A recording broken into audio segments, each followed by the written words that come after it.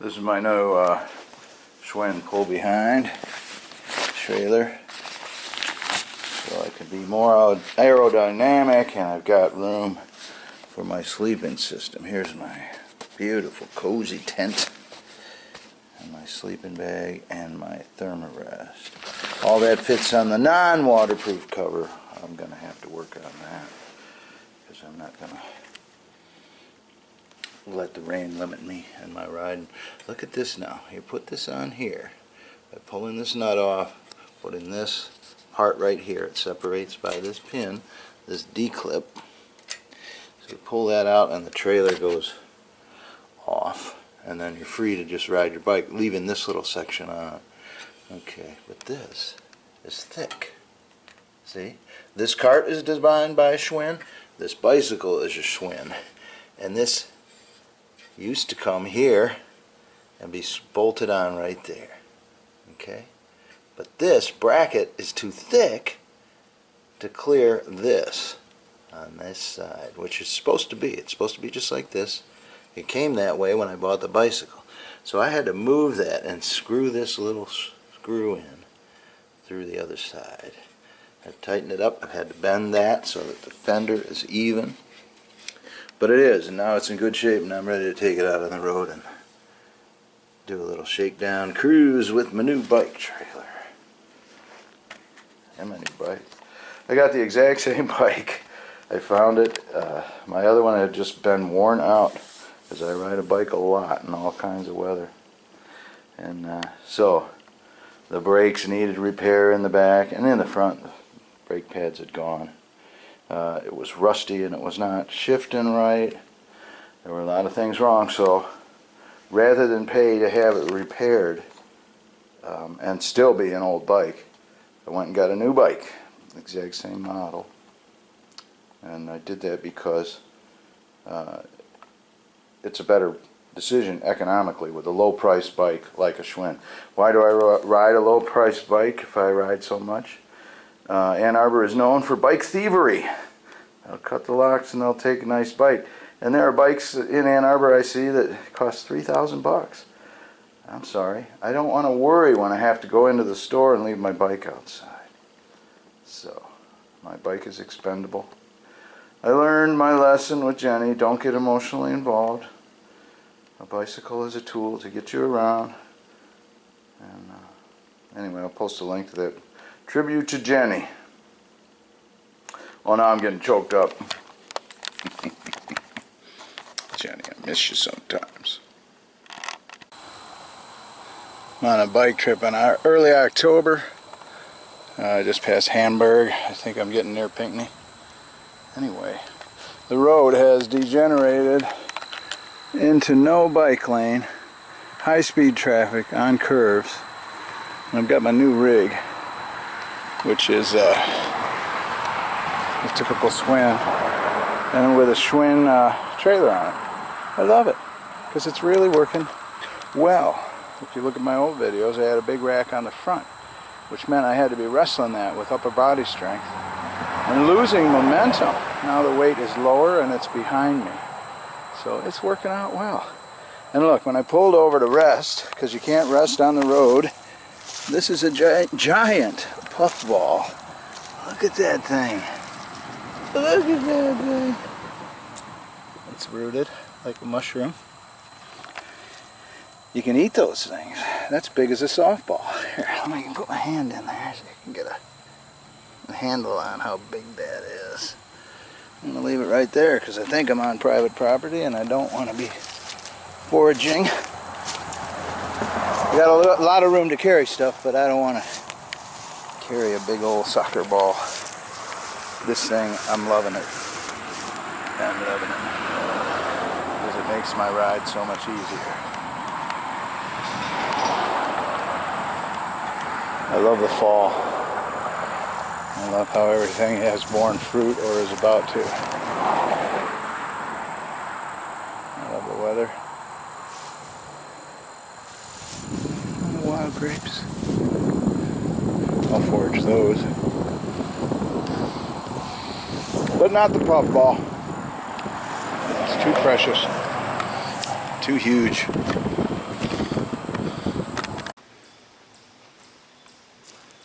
was pedaling all day. Not all day. I got sweaty because it went up to 80 degrees. And it's supposed to have thunderstorms tonight.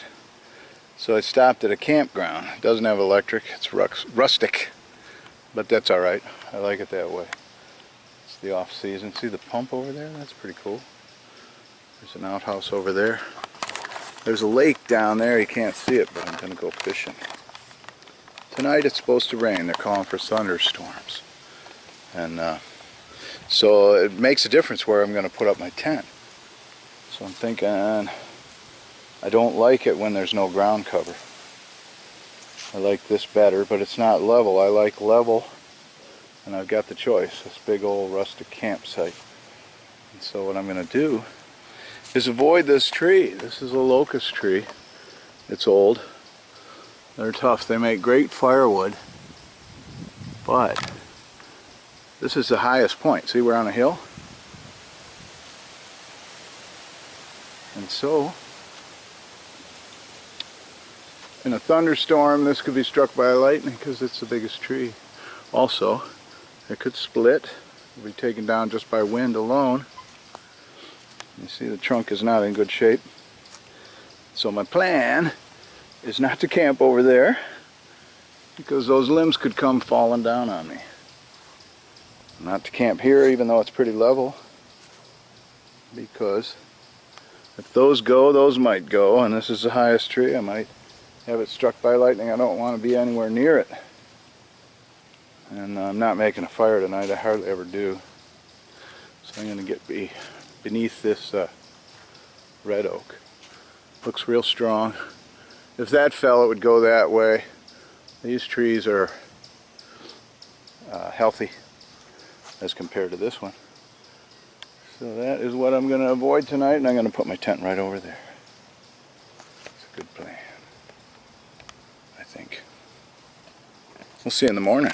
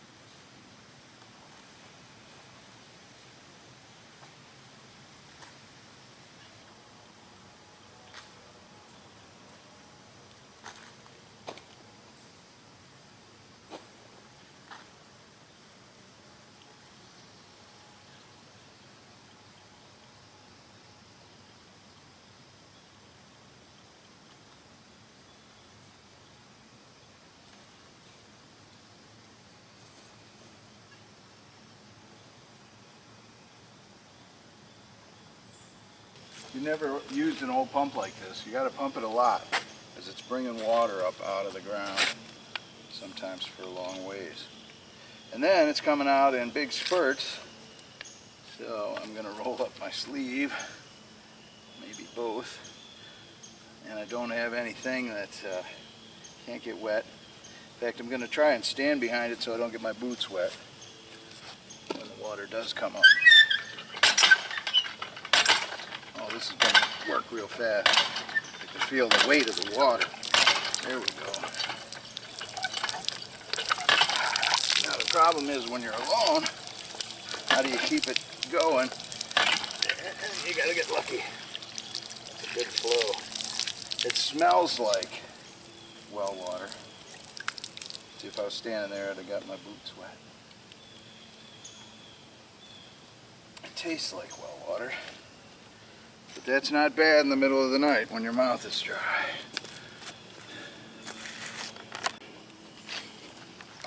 You know, there are some people that are afraid to be alone in the woods. One of the reasons I'm not is because I've just done it for so many years. And done it stealth camping, so this is really unusual for me to have all these campsites around, usually deep in the bush. But I'm glad I did it. I'm glad I stopped early today. Didn't want to push myself. I haven't been able to ride my bicycle as much as I wanted to because of work. And it's been hot. And so I take it easy on my body because I don't want my ligaments or my bones to fail. Got to be nice to my body. And so I stopped early when it got hot and I was covered in sweat. And I just thought there is no reason to push myself. But as for being alone in the woods, let's talk about that a minute. Let me get the camera set up.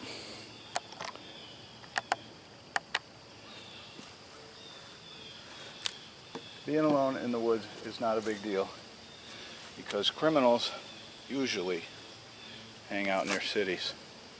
And so you're safer out here. I know I'm saying these as a healthy male, all these things. I am not a female. I think if I was, I might take a gun. The reason I don't have a gun is because when I stealth camp, if I ever get searched by a landowner pointing a shotgun at me, wondering why I'm on his property, I don't want him to find a gun, because then I would be, in his mind, up to no good. And I've camped so many years and never had to use a firearm. In this part of Michigan, I hear there are no bears. I don't really believe it because this is a 10,000 acre wilderness and there's another 20,000 acres that's a wilderness right near here. So there's plenty of habitat for bears. I don't have much food with me. I got a little bag of Oreos. I plan on eating them tonight and then some chocolate. I had chili for dinner, just a little bit. I got Rolaids with me because I know myself. And so the issue of wildlife attacking me, I got a little knife. I'm not putting off any vibration of vulnerability in any way, shape, or form.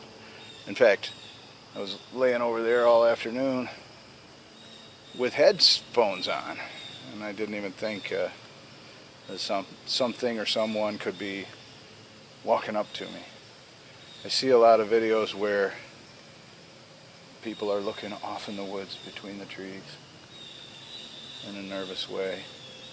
I can't do that and enjoy myself. So I got over that many, many years ago. But I do remember being a Boy Scout and we were at a state campground and people were screaming in the middle of the night because a bear had come into the camp. And I remember thinking, man, they're so scary. Oh no. And I remember laying there having to go to the bathroom all night long. And I wouldn't do it because I was too scared. And I just thought, I'm not going to live like that. And so I changed my tune And it's all been good in all my decades of being out in the woods alone. So I wouldn't suggest that you be overcautious. If you want to carry bear spray, that's fine. Might be a good idea. You could use that on a human attack or two. I just think the chances of those things happening are so remote that it hardly ever crosses my mind. And I think that's a good thing, because it doesn't interfere with my enjoyment of nature. There's never this undercurrent of fear. In fact, I know from seeing glimpses of black bears as I'm hiking that they're getting quietly out of the way. Man is the top predator in this environment. I also know that most bear attacks are black bears. We only have black bears in Michigan. There's no grizzlies or brown bears or polar bears. Now these are different things, but I don't hang out in their territory, and I know they're not in mine. That's the other thing, the way I think about this. This is my territory. I am king of this hill. I do not worry about other people or wildlife. And I think that that vibration of security is picked up by animals. You know that a dog can pick up your vibration. Everybody knows that. The scared little kid is the one that gets bitten by a dog. I'm not a scared little kid. And if you're out in the woods and you have this notion that attack is imminent, try and put that to bed, because it interferes with your enjoyment of nature. And it's okay for you to go out with other people in the woods, and they'll have your back and you'll have theirs. Or with a dog. A dog is going to alert you to any kind of wildlife or people walking up in your camp. I just like flying solo because I never have to decide with somebody else which way I'm going to turn, or when I'm going to stop, or when I'm going to start, or what I'm going to do next. All these things I think of as freedom. I'm never lonely. If I am, I turn on the camera and I talk to you. And I also get a big kick out of the fact that I am sharing my experiences with a whole bunch of people that can't get out or haven't been out into the woods and enjoyed it as much as I do. And so, if you like watching these videos, I'd like you to share them and also subscribe. I'd appreciate that. My subscriber list is growing and growing at a steady pace. I always thought my videos, each one is planting a tree. I do it as good as I can, and so now I've got an orchard, a couple hundred videos, and it's fun to look back through them and see, oh, this is when I went there, or that's before I grew the beard or the long hair. Sometimes, I remember my early bicycles, and it's just a really nice thing to have all these memories on video and all this wonderful connection with the people that watch these videos. I mean, it could be 4 years later you make a comment and it's like, bingo, oh, I forgot I had that video, and let me look at this comment, because I get notifications, and it just takes me down memory lane, the beautiful times I've had and been able to share with you, because I have a camera and a YouTube channel. So I'm grateful to my audience, and that includes you right now. Made it through the night. Locust trees still standing. A ray of sunshine just came through here. I'm enjoying the cool breeze. More thunderstorms are on the way. So I'm going to be ready to ride. I'll check the weather and see what's going on. Tent made it just fine. I never worry about that. It's just such a great tent. I moved my cart over so that I could load gear if I want to ride early. Look at the trees. just feels good to be out in the breeze.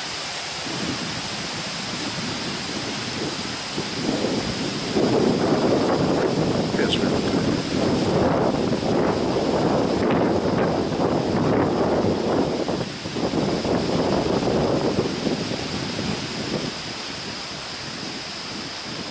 There's some blue sky. But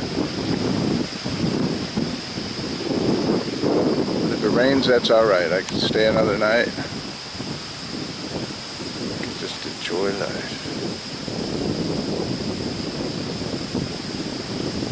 You know what I thought?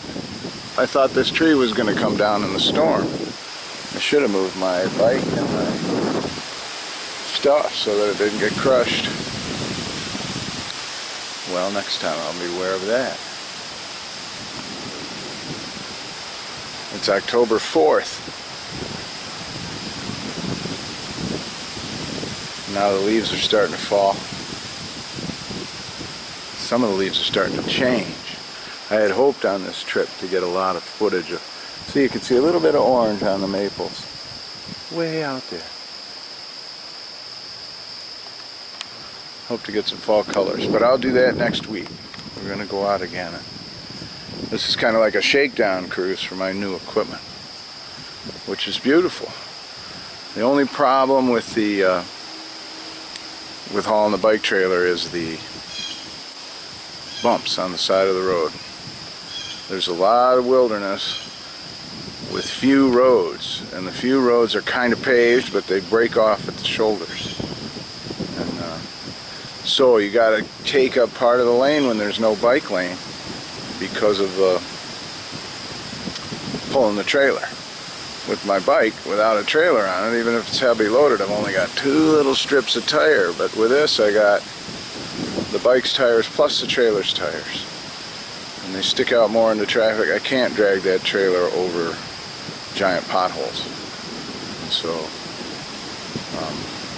that's a defect in the plan to use a bike trailer, but otherwise I love it. I'm going to stick with it. I'm just going to put my 2 flashers on the back of the bike trailer and keep it flashing, and people will have to play a heads-up ball. There's nothing else I can do about that. And that's how it is. I got to trust my fellow man, which I've always done. It's alright. I'll be fine. Looks like radar shows no rain.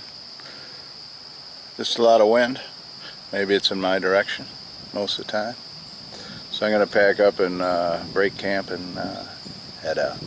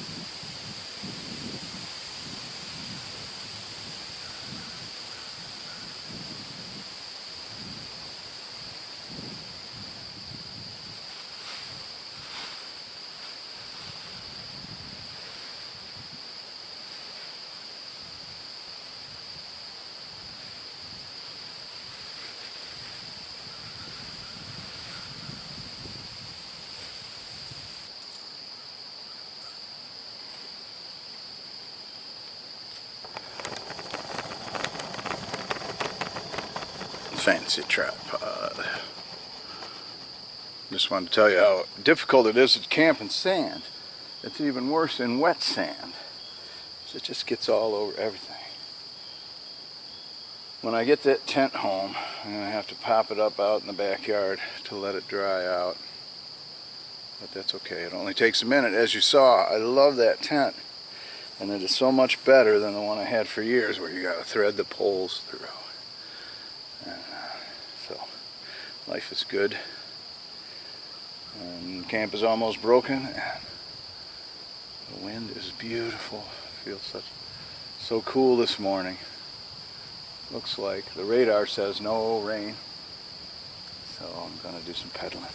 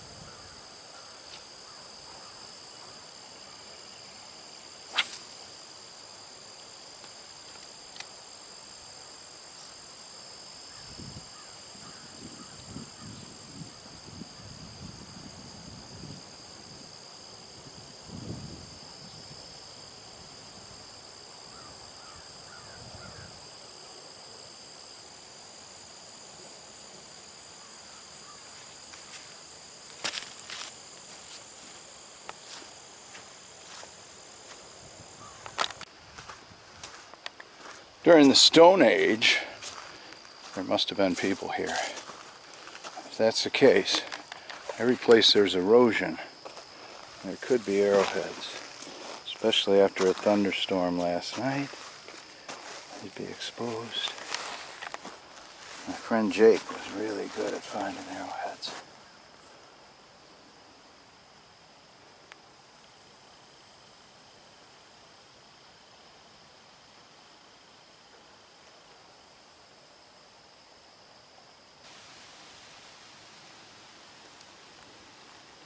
Put it in the comments section if you see any arrowheads I've missed. I'd love to find one. That'd be so cool. Not because they're useful, because they're interesting. They connect you to the person who made them thousands of years ago. You can see a deer came by. That was probably before the rain last night. I'm thinking that because this looks kind of washed. See that? It looks like it's been hit by raindrops.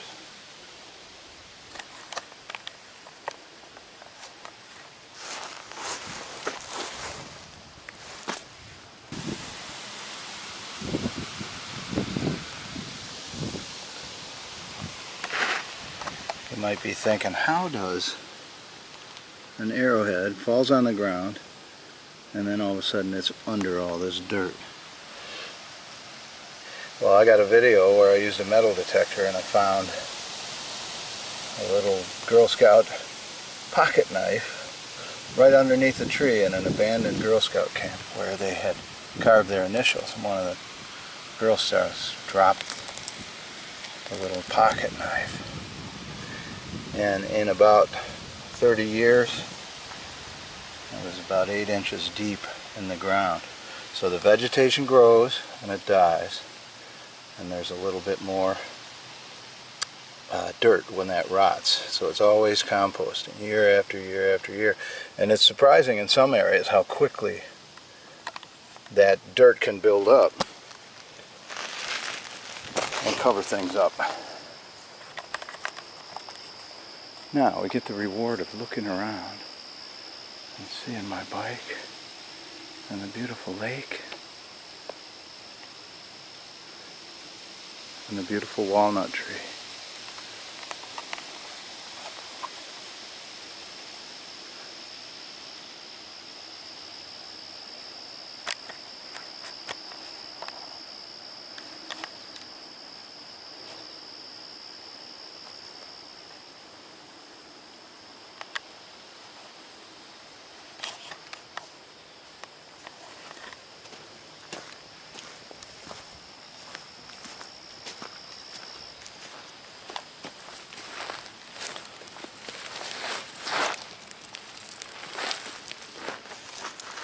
See, this deer track is fresher.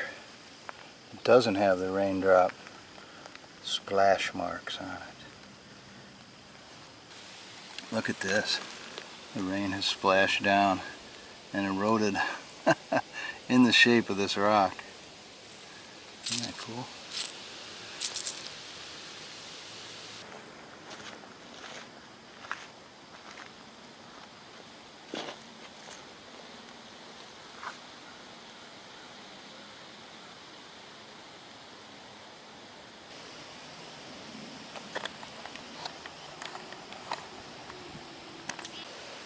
I was excited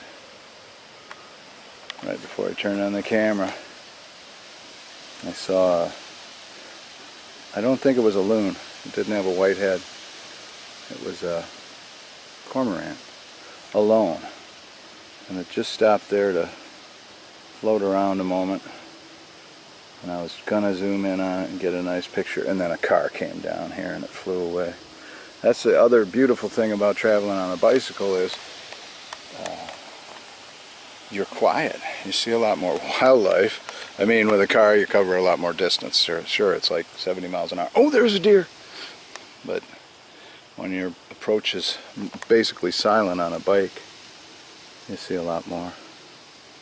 And if you slow down and enjoy what you can find to appreciate, that's how you enjoy nature. You could call love, you could expand on that word and say it's appreciation. And so there's 1,000 things to look at all the time, all around you. But if you look for the good stuff with the intention of finding it, and you overlook the bad stuff, like the bottles and cans, because people can drive out here, so they probably climb to the top of the hill with a beer. I bet you they sit on the route I'm sitting on now and enjoy the view, but then they don't appreciate it because they throw their beer cans and bottles. Let's appreciate it. I love the breeze. I love the birds flying around. They must love to fly like that. Hey buddy, yeah. Where are we going? We're just flying. Relax. What a breeze. Oh yeah.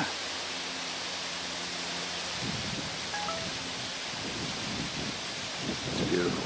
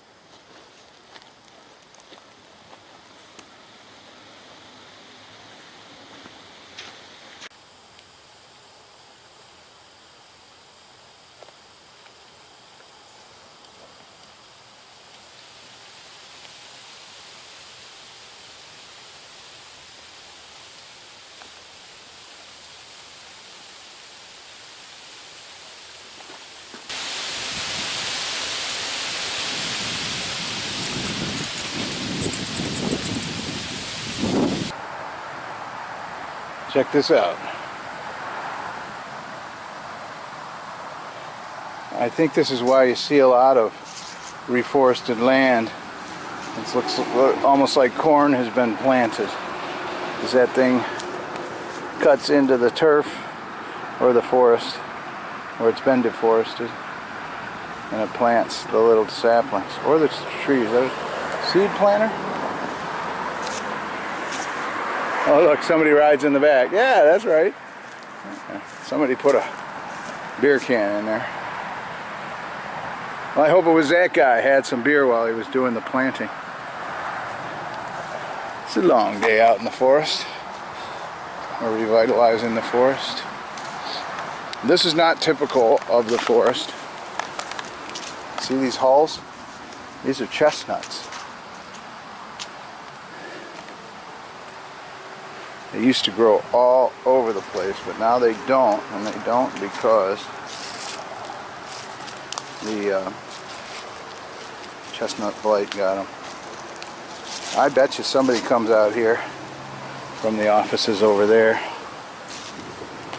and as these fall off the tree, they get the chestnuts. Look at that, there's not one left. It could be that, or it could be wildlife.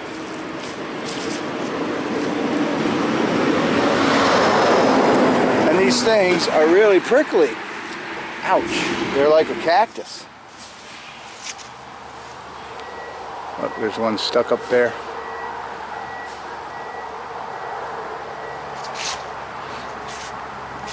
I've tried chestnuts once. I don't like the texture.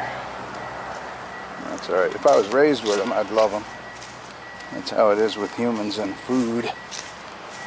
Think of the first person. How hungry would you have to be to open an oyster and eat it? Oh my God, it's like a big glob of snot.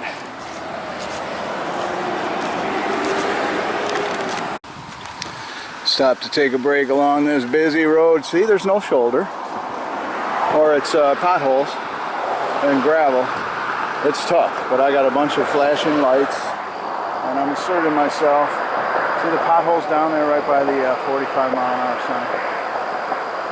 So I just get out on the road. I'm sorry, they're going 60, but they see me in enough time that they got to slow down. Look at this. I took a break and I ran out in the woods, and I found this beautiful puffball. And not only that, I found right near the road chestnuts. These are a different kind. They don't have the cactus. They still got points on them, but nothing like the ones I was showing you this morning.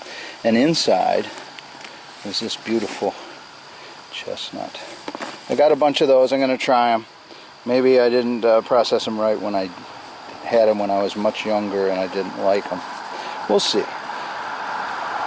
And I'm going to try cutting up this puffball and eating it tonight, just for the fun of it.